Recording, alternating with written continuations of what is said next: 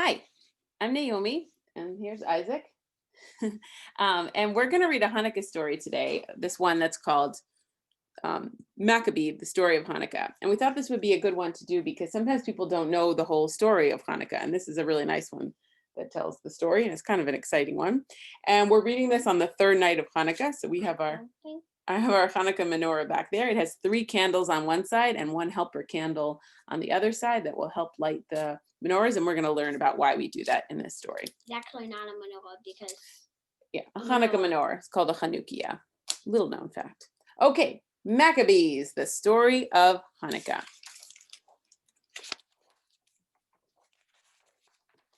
By Tilda Balsley. Balsley. Okay.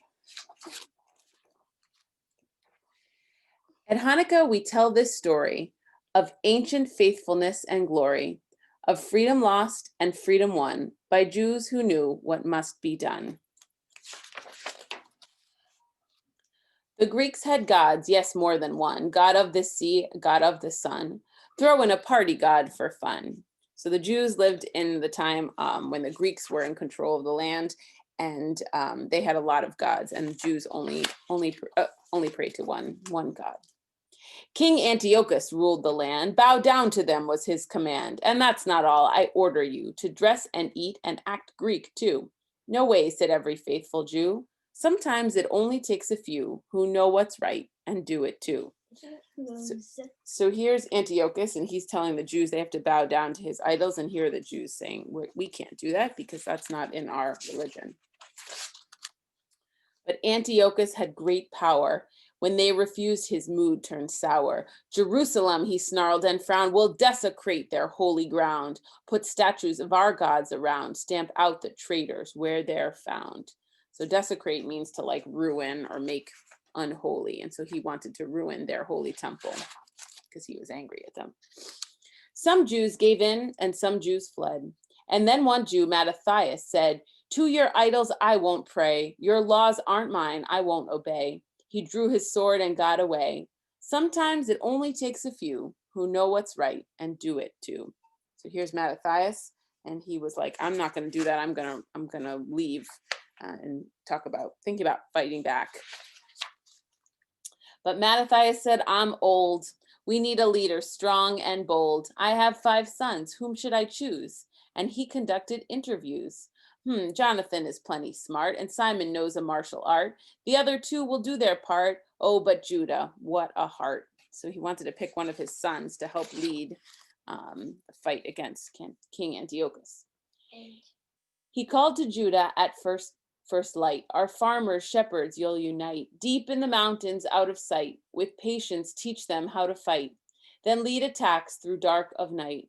Said Judah, eager, brave, and bright, count on me to do what's right, with all my heart and all my might. Sometimes it only takes a few who know what's right and do it too. So Judah led the scrappy band to fight for freedom through the land. Now all admired his strong command. He's like a hammer in our hand. So Maccabee was his new name. The Maccabees gained instant fame. So Maccabee means the word hammer in Aramaic, which is an ancient language. The armies of the king were strong. They thought they'd win, but they were wrong. The Maccabees fought hard and long. King Antiochus finally said, enough, enough, enough bloodshed. So the Maccabees won in their fight against King Antiochus. Then Judah's men saw just ahead Jerusalem with ruins spread. And though they'd won, they moaned and said, all is lost, this place is dead. Did Judah wail and hang his head? No. He told them all instead, sometimes it only takes a few who know what's right and do it too. So this picture shows that when they came back to Jerusalem, to their holy temple, everything was ruined. So there was sort of smoke and things were broken. A lot of times after a war, there's just a lot of things broken and ruined, and people were super sad. But Judah was like, nope, we're going to make it better. Our temple is a royal mess, but we have to repossess. We have to take it back. So do I have a volunteer to get the idols out of here? I see the courtyard's gone to weeds. Who'd like to plant some flower seeds? Someone called, look what I've done. Look what I found, our broken altar on the ground. And Judah said, "Who's good with bricks? These are problems we can fix." So here you see them all working together. This woman is planting some new seeds and they're moving the idols out. They're picking up bricks. They're trying to make everything better. Enthusiasm filled the air as people scurried everywhere. "A new menorah, aren't we clever? Its holy light will burn forever." A search for oil was underway, but bad news spoiled their holiday. "This jug will last for just one day." The people cried, "But it takes 8 to make more oil, and that's too late." "You're right," said Judah. "We can't wait. Use what we have. That little bit." They all agreed. The oil was lit. So they wanted to put up their menorah. This is the menorah right here, but they only had enough oil to light the candles for one day. So let's see what happens, right, Isaac? Yeah. Do you know what happens? Okay. The next day, still, it burned like new. The third and fourth and fifth day, too. For 3 more days, their wonder grew. So how many days did the oil last? 8. It lasted for 8 nights. They thought it was going to only last for one night, and that's why we have 8 nights of Hanukkah. Because Free to worship without fear. They said, "Remember, every year a miracle happened here." And like brave Judah, they all knew sometimes it only takes a few who know what's right and do it too.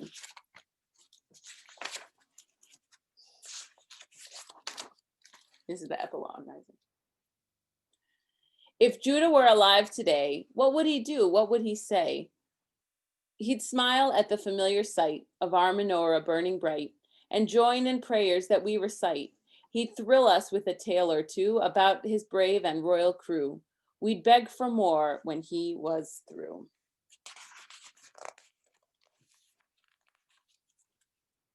Last page. But Judah lived long, long ago. Of course, he can't come see us, so some of these things we'll never know. But we'll remember this, it's true. Sometimes it only takes a few. And there's Judah winking at us. And he was one of the heroes of our Hanukkah story, who had made things better and had a lot of hope and fixed things when they were broken, right? Yay. Or he was a good leader. It helps people in doing. So, want to say Happy Hanukkah? Happy Happy Hanukkah. Hanukkah.